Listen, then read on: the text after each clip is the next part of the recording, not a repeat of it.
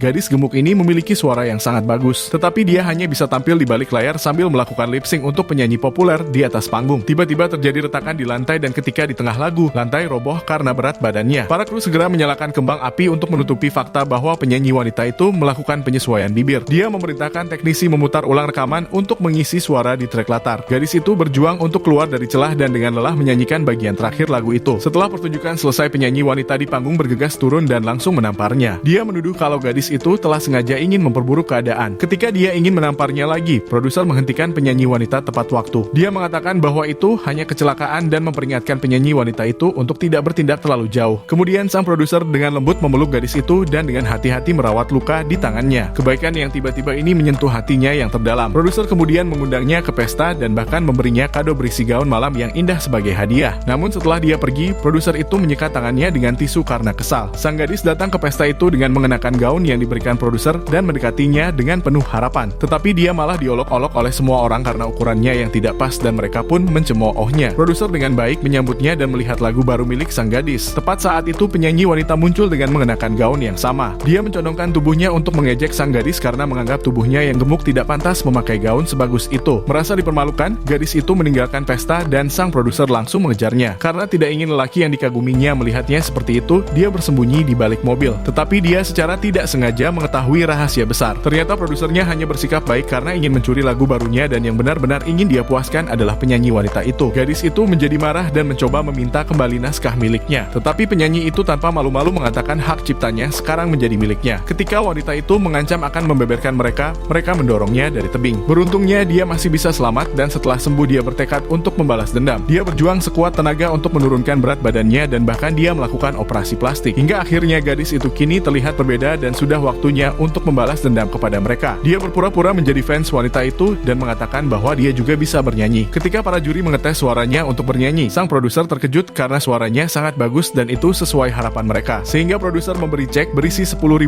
yuan agar gadis itu mau menjadi orang di balik layar untuk wanita penyanyi. Tetapi ketika mereka pergi, sang gadis merobek-robek cek itu karena rencananya akan segera terlaksana. Awalnya sang gadis menyanyi di balik layar dan wanita itu hanya menggerakkan bibirnya saja. Tetapi dia menjatuhkan bola disko yang membuat wanita itu merusak mikrofonnya sendiri. Tetapi suara nyanyian terus berlanjut yang membuat semua penonton menjadi kebingungan. Tidak lama gadis itu keluar dari tempatnya sekaligus menyatakan bahwa dialah penyanyi sesungguhnya selama ini. Wanita itu menjadi malu dan akhirnya semua orang mengetahui bahwa wanita itu hanyalah penyanyi lip sync.